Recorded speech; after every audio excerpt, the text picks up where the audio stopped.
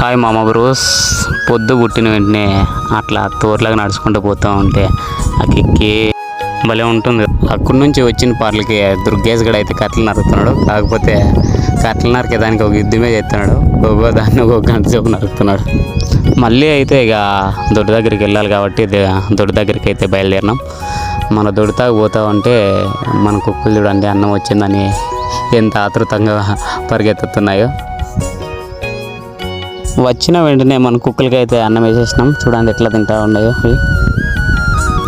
మళ్ళీ అయితే ఇంకా పిల్లలకి గడ్డి పీకాలి కాబట్టి ఈ కనబడుతున్న మొక్కజొన్నలో పీకుతాముడు తీసుకొచ్చిన గడ్డిని అయితే మన పిల్లల దొడ్లో నీట్గా పేర్చుకోవాలి.